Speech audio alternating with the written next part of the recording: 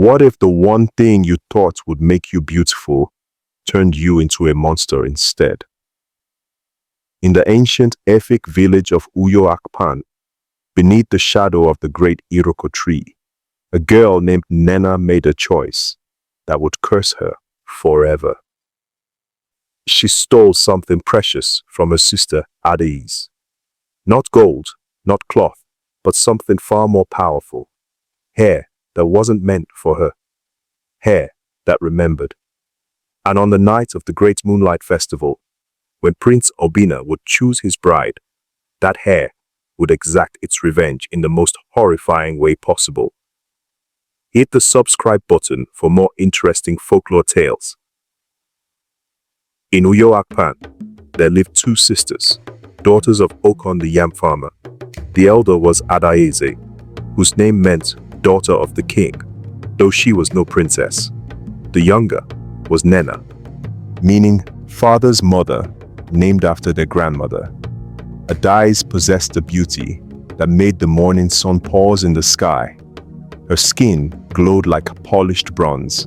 Her eyes held the depth of the great river Niger, and her laughter, her laughter was like the song of the talking drum that made even the ancestors smile. But it was her hair that truly captured wonder. Thick, long braids that cascaded down her back like midnight waterfalls, each strand seeming to catch and hold starlight. Men came from neighboring villages with bride prices, yams, goats, cowries, even precious kola nuts. The wealthy trader, Emeka, offered 20 cattle. The warrior Chukwudi promised his finest spear and a house of his own. Even the elderly Chief Namdi sent his sons to inquire if Adaeze might consider joining their compound. And Adaeze? She turned them all away with grace and humility. "My season has not yet come," she would say softly. Nnenna watched all of this from the shadows of the father's compound. She too had suitors, but they were boys, not men. Farmers' sons with rough hands, apprentices with empty pockets. They came because custom demanded it, not because their hearts insisted. The bitterness grew in Nnenna's chest, like a dark seed taking root. "Why?" she whispered one night to the darkness of their hut. "We have the same father, the same mother. We eat the same food, drink the same water. Why does the world love her and merely tolerate me?" She studied her sister obsessively, trying to understand the magic. Was it the way Adaeze walked? Nnenna copied it. The way she spoke? Nnenna mimicked every inflection. But men's eyes still slid past her toward her glowing sister. Then Nnenna's gaze fixed on Adaeze's hair. That must be it, she thought. The secret is in her hair. What Nnenna didn't know, what she couldn't know, was that Adaeze's magnificent hair held a story of its own. 3 seasons before our tale truly begins, Adaeze had been returning from the stream, a clay pot of water balanced on her head. The path through the forest was familiar, but that day she heard weeping. Hidden behind a cluster of elephant grass sat an old woman, her wrapper torn, her body trembling. She was no one from their village. "Mama, what troubles you?" Adaeze asked, setting down her water pot. "I am lost, my daughter," the old woman croaked. "I traveled to visit my son in the next village, but the path confused me. I have no food, no water. I fear the forest spirits will take me before morning." Many would have hurried past. The forest near dusk was no place to linger, and strange old women could be witches, tricksters, or worse. But Adaeze's heart was soft. She gave the woman her water, her own food bundle meant for the day's work in the farm. She helped the old woman to her feet and guided her back to the main path, walking an extra 2 miles to ensure she wouldn't lose her way again. As they parted, the old woman clasped Adaeze's hands. Her eyes, which had seemed milky and unfocused, suddenly gleamed with sharp intelligence. "You have a kind heart, daughter of Okon," she said, and Adaiza startled at hearing her father's name from a stranger's lips. Few would have stopped. Fewer still would have given so freely. The old woman reached up and touched Adaiza's hair, then pulled a small gourd from her wrapper. "Pour this oil on your hair tonight under the full moon. Speak no word to anyone about it. The hair will grow beautiful and strong, but remember this." Her voice grew grave. "The beauty is tied to your spirit. It will reflect the truth of whoever wears it. For you, whose heart is pure, it will enhance your natural grace. But for another..." She left the warning unfinished. Adaiza took the gourd, unsure if she believed, but unwilling to refuse such an earnest gift. That night, under the silver moon, she poured the oil on her hair as instructed. It smelled of jasmine and something else, something ancient and indefinable. Her hair immediately felt different, alive, almost, with a subtle warmth. In the morning, her mother gasped. Adaiza's hair had grown 6 inches overnight, each strand stronger, more lustrous than before, and it continued to grow slowly over the following moons, until it became the magnificent crown that made her famous throughout Uyo Akpan. Adaiza remembered the old woman's warning, but didn't fully understand it. How could hair reflect one's spirit? What did that truly mean? She would soon find out, through her sister's terrible mistake. The village square erupted with drums and dancing the day the messenger arrived from Prince Obina's compound. "Hear me, people of Uyo Akpan," the herald called. "Our prince, Obina, son of Igwe Emeka, has reached his 25th season. The time has come for him to choose a bride. 3 nights from now, on the night of the Great Moonlight Festival, all unmarried women of age are invited to the royal compound. The prince will dance, feast, and observe. Before the moon sets, he will place his father's bride price beads around the neck of his chosen one." The village went mad with excitement. Every unmarried girl began preparing immediately. This was more than a festival. It was destiny being written. To marry Prince Obina meant wealth, status, a life of comfort in the royal compound, children who would be born into nobility. Nnenna's heart nearly burst from her chest. "This is it," she thought. "This is my chance to change everything." But then, she saw the looks on people's faces. She heard the whispers. "Surely Adaiza will catch his eye. Did you see how he watched her at last season's harvest dance? The prince once said he'd never seen hair more beautiful." Nnenna's hands clenched into fists. Even here, even in her moments of possibility, Adaiza's shadow fell over her. That night, Nnenna pretended to sleep while watching her sister through half-closed eyes. Adaiza sat by the lamplight, carefully oiling her hair, plaiting it into intricate patterns that would take hours to complete. She hummed softly, unaware of the storm of hatred building 3 feet away from her. "The hair," Nnenna thought. "It's always the hair. If I had hair like that, Prince Obina would choose me. I know it." A terrible plan began forming in her mind, desperate, dark, and driven by years of accumulated jealousy.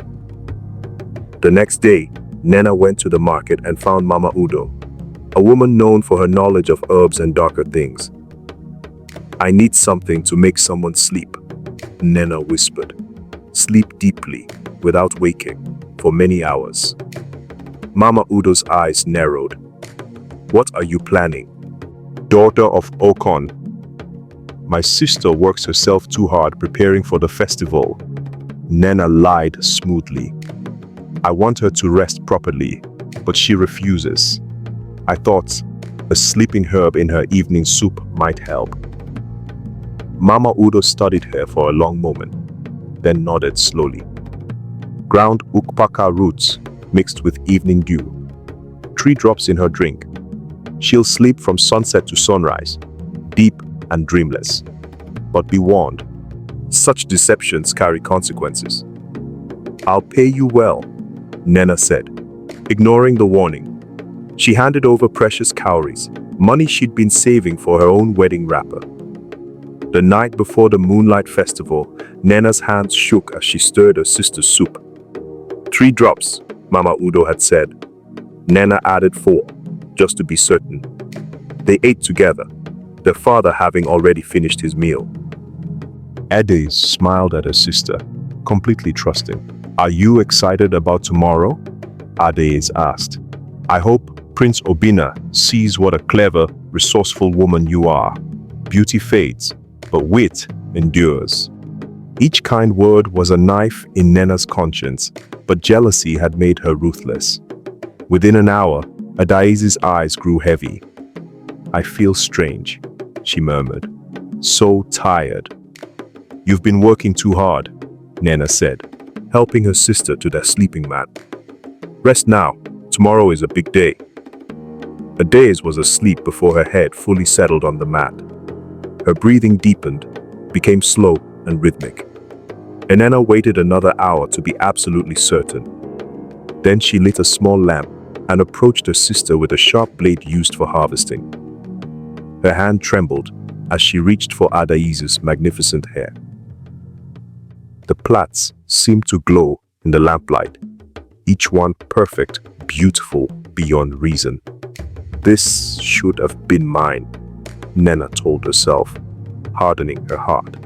I deserve this more than she does. She cut quickly, sawing through the thick braids. They came away in her hands, surprisingly heavy and warm, almost as if they were still alive. For a moment, she could have sworn she felt them pulse against her palms, like a beating heart. Adaeze didn't stir, lost in her herb-induced sleep. Nnenna worked through the night. She cut away all of her sister's beautiful hair, leaving nothing but ragged, uneven stubble on Adaeze's scalp. Then, with practiced hands, she began attaching the stolen braids to her own head, using palm fiber threads and knots she'd practiced for days. As the first rays of dawn light filtered through the cracks in their hut, Nnenna looked at her reflection in a bowl of water. She gasped. She looked stunning. The hair framed her face perfectly, made her eyes seem deeper. Her skin seemed to glow. She looked like she imagined a queen might look. Prince Obinna will be mine, she thought triumphantly. Behind her, still sleeping unnaturally deep, Adaeze lay with her ruined head uncovered. Nnenna felt a pang of guilt, but quickly suppressed it.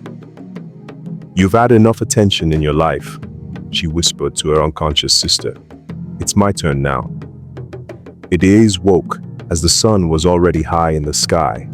Late, far too late. Her head felt heavy, her thoughts clouded as if she'd been drugged. She reached up to adjust her sleeping braids and froze. Her hand touched bare scalp, rough, jagged patches where her hair had been. No, she whispered.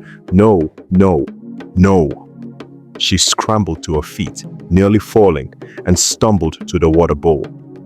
The reflection that stared back at her made her cry out in horror. Her beautiful hair, gone, all of it brutally hacked away, leaving her looking like she'd survived some terrible illness. Nnenna, she called, her voice breaking. Nnenna, where are you? Something terrible has happened. But Nnenna was already gone, had left before dawn. The father appeared at the hut's entrance. Adaeze, why are you screaming? Why aren't you ready? The festival begins at sunset and... He stopped, staring at his daughter's ruined head. What happened to you?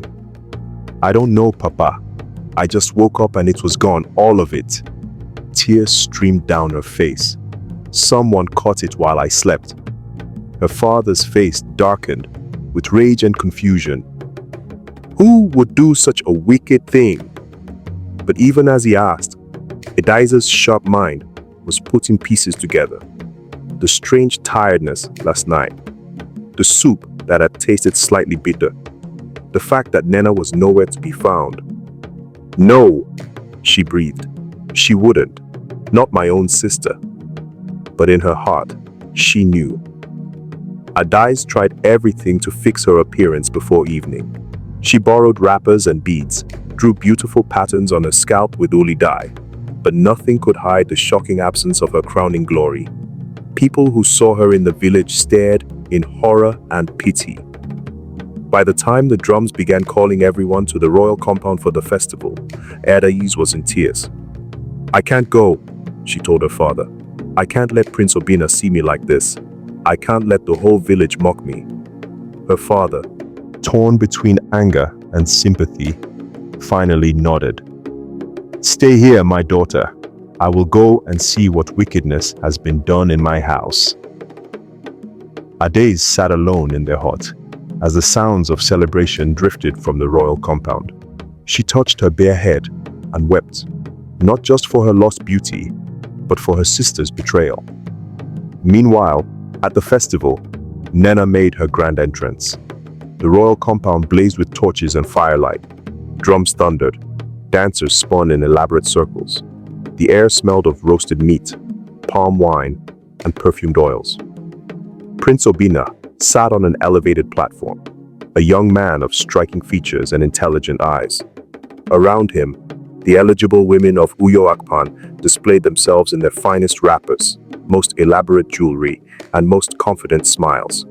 Then Nnenna arrived. She'd chosen a crimson wrapper that complemented the stolen hair perfectly. She'd adorned herself with coral beads, bangles of bronze, and anklets that chimed as she walked. The hair, Adaiza's beautiful hair, cascaded down her back in magnificent plaits. As she entered, heads turned, but not in the way Nnenna expected. "Ew!" a child's voice cried out before its mother could silence it. A woman gasped and turned away. A group of young men who'd been drinking palm wine burst into laughter, then quickly tried to hide it behind their hands. Nnenna smiled wider, thinking they were laughing at something else. She walked forward with practiced grace, heading toward where Prince Obinna sat. "What happened to her face?" someone whispered, not quietly enough. "Is that a curse? Who allowed her to enter looking like that?" Nnenna's smile faltered. What were they talking about? She touched her face, but it felt normal, smooth, unbroken.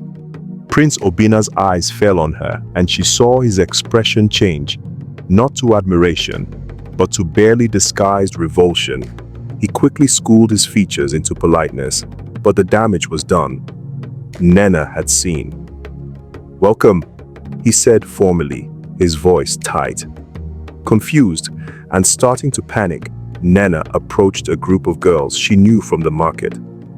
"Don't you love my hair?" she asked desperately, touching the stolen braids. "Isn't it beautiful?" The girls exchanged uncomfortable glances. "Nnenna," one of them said carefully, "perhaps you should look at yourself in water before." But Nnenna had already hurried to one of the large ceremonial pots filled with water for washing hands. She looked down at her reflection and screamed. The face staring back at her was monstrous. Her skin had turned a mottled gray-green, like spoiled meat. Her eyes bulged from their sockets, bloodshot and wild. Her nose had flattened against her face, her lips twisted into a grotesque grimace. Boils and sores covered her cheeks and forehead, oozing a faint luminescent pus. But the worst part, the absolutely horrifying part, was her mouth. When she opened it to scream, everyone around her could see that her tongue had turned black and forked, like a serpent's, and her teeth had elongated into yellow fangs. "Get away from me!" a woman shrieked, backing away. "She's cursed! A witch! She's a witch!" Nnenna reached up to touch her face, and her horror deepened. To her own fingers, her skin felt normal. She could feel her face as it had always been, but the reflection showed a monster. "No," she cried. "This isn't real. This is..." But her words came out distorted, serpentine, hissing through that forked black tongue. The sound made children cry, and warriors reach for their machetes. The stolen hair on her head began to writhe and twist, and now everyone could see it. The braids moved like living snakes, coiling and uncoiling, reaching out toward anyone who came near. Prince Obinna stood from his platform. "What manner of abomination has entered my father's compound?" Nnenna tried to flee, but the hair, the cursed, living hair, had other plans. The braids wrapped around her own neck, choking her, pulling her backward. She clawed at them, but they were impossibly strong. "Please," she gasped, her distorted voice barely comprehensible. "Help me! Someone help me!" But no one moved to help. They were too horrified, too afraid. The braids dragged her to the center of the ceremonial space, right in front of Prince Obinna's platform. There, they forced her to her knees, wrapping tighter and tighter around her throat. "Stop!" Nnenna's father, Okon, burst through the crowd. "That's my daughter. Please, someone help her." An elder woman stepped forward, one of the village's most respected healers. "This is no ordinary curse," she said gravely. "This is justice wearing a face. Who did you wrong, daughter of Okon? What did you steal?" Strangled by the hair, unable to speak, Nnenna could only weep. Grotesque, discolored tears that ran down her monstrous face. It was then that a voice rang out from the compound's entrance. "She stole from me." Everyone turned to see a Daisy standing there, her head wrapped in a simple cloth, her face showing both sadness and anger. She walked forward, the crowd parting before her. "My sister," Adaise said, her voice clear and strong despite her tears, "drugged my food and cut away my hair while I slept. She stole what was given to me as a gift for my kindness, and she wore it, thinking it would make her beautiful. But the hair was never ordinary. It was enchanted to reflect the truth of the wearer's heart." Gasps rippled through the crowd. Adaise turned to look at the monstrous reflection of her sister, at the living braids that still choked Nnenna's throat. "On me, whose art is gentle, the hair enhanced my natural beauty, but on her, whose art is consumed by envy, greed, and spite." She gestured at Nnenna's transformed appearance. "The hair shows the world what she truly is inside." "Please," Okon begged, falling to his knees. "She is foolish, she is wicked, but she is still my daughter. Can you not forgive her?" Adaise looked at her sister, at the monster jealousy had made her become, both metaphorically and now literally. "The forgiveness is not mine to give," she said quietly. "I did not place this curse. The hair does only what it was always meant to do, reveal truth. Nnenna must free herself." The elder healer nodded slowly. "The girl speaks wisdom. This is truth magic, the strongest kind. It cannot be removed by herbs or charms. Only genuine remorse and a confession of wrongdoing can break it." The braids loosened slightly around Nnenna's neck, just enough for her to speak. She looked up at her sister, at the crowd, at Prince Obinna, who watched with a mixture of fascination and horror. Pride warred, with survival in her heart. To confess was to humiliate herself before everyone. To confess was to lose all chance with Prince Obinna, to mark herself as a thief and a deceiver. But the alternative was to remain a monster. The braids tightened again, cutting off her hair. Black spots danced in her vision. She croaked. "I was jealous." The braids loosened just a fraction. "I drugged my sister's soup with sleeping herbs. I cut away her hair while she slept. I stole it and wore it as my own, hoping Prince Obinna would choose me instead of her." Each word was agony. Not from the choking, but from the shame. I did this because I was bitter, because I was greedy, because I wanted what she had. The monstrous features began to fade slightly. The gray-green skin lightened by a shade. The boils shrunk. "I am sorry," Nnenna whispered. "Adais, my sister, I am sorry for what I've done. I was wrong. I was wicked. I betrayed your trust and your love, and I deserve this curse. I deserve all of it." The tears that fell now were clear, not discolored. Human tears. The braids unwound from her neck and fell limp, releasing her. The monstrous appearance continued to fade, slowly, so slowly, until Nnenna looked like herself again. Not beautiful, not enhanced, just ordinary. Her own face, her own features. The stolen hair lay on the ground around her, no longer moving, no longer alive. Adais stepped forward and gathered up her cut braids. They were still magnificent, still lustrous, but now they were just hair, no longer enchanted, the magic spent in teaching its terrible lesson. "I forgive you," Adais said softly, "but forgiveness doesn't erase consequences." Nnenna looked up at Prince Obinna. His face showed no affection, no interest, only a kind of sad understanding. "You have a clever tongue and a quick mind," the prince said to Nnenna. "In another circumstance, those qualities might have impressed me, but you used them for deception. I cannot trust such a person, no matter how she might look."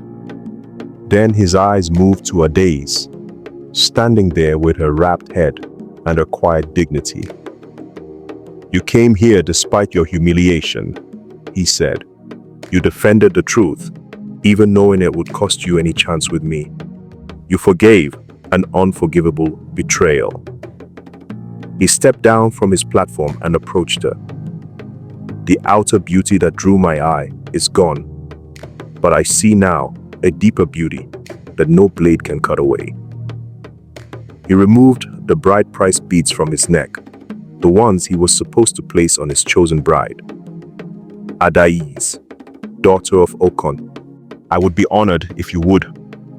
"No," Adais said gently, stopping him with a raised hand. The crowd gasped. Prince Obinna froze, shocked. "I am honored, my prince," Adais continued. "Truly honored, but I cannot accept. Not today. Today, I learned that my own sister hated me enough to destroy me. That's a wound that needs time to heal. I need to understand where I failed her, where our family failed her, that such poison could grow between us." She touched her wrapped head. "And I need time to grieve what I've lost and learn who I am, without the hair that made me famous. If your affection is real, my prince, it will survive such a weight. If it's not..." She smiled sadly. "Then, it was never meant to be." Prince Obinna studied her for a long moment, then slowly nodded. "You are as wise as you are kind. I will wait, Adais, and perhaps..." "When you're ready, we can start again, not as prince and beauty, but as two people getting to know each other truly." He looked at Nnenna, who knelt on the ground, stripped of all her pretensions. "As for you," he said, "your punishment is that you must live with what you've done. You must face this village every day, knowing what you revealed about yourself tonight. That is justice enough." The Moonlight Festival continued, but the joy had been drained from it. People danced and ate, but their conversations all centered on what they'd witnessed. Nnenna left early, escorted by her father, who couldn't look at her. She returned to their compound in silence, to the hut, where her sister's ruined reflection still haunted every corner. That night, unable to sleep, she sat outside under the moon, the same moon that had witnessed her crime just one night before. Adais found her there hours later. For a long time, neither sister spoke. Then, Adais sat down beside Nnenna, their shoulders almost touching. "I meant what I said," Adais finally whispered. "I forgive you. But I need you to understand something. The hair never made me beautiful, Nnenna. The old woman's gift didn't create beauty. It revealed what was already there. And it revealed in you what was always there too. A heart consumed by comparison and competition. I know, Nnenna said, her voice hollow. I know that now, but it's too late.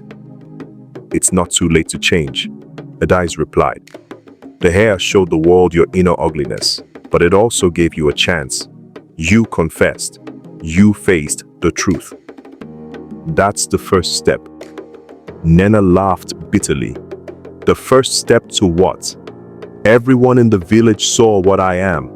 No man will ever want me. I'll be the cautionary tale mothers tell their daughters. Don't be like Nnenna, who was ugly on the inside. Maybe, Adais acknowledged, but maybe you can become the different story. The girl who was consumed by envy, but learned to find her own worth. That story is rarer and more valuable.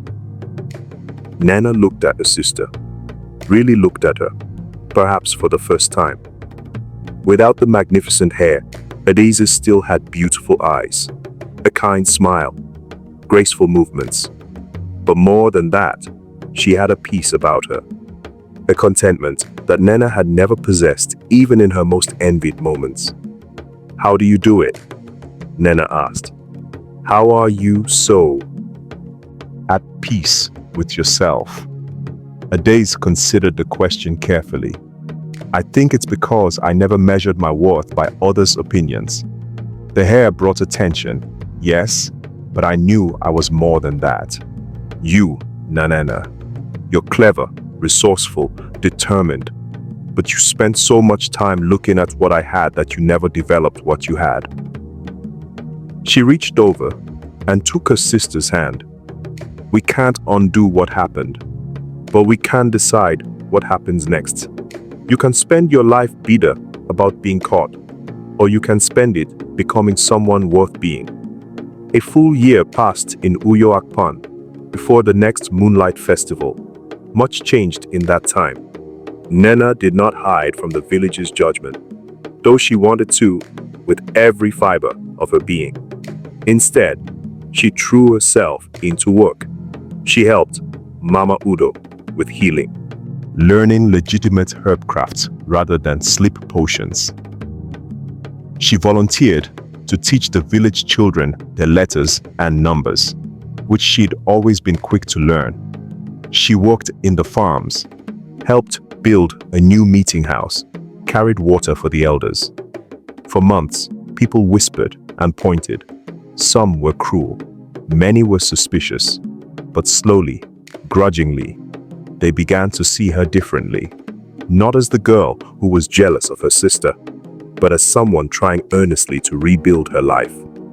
Adais's hair grew back, though not as magnificently as before.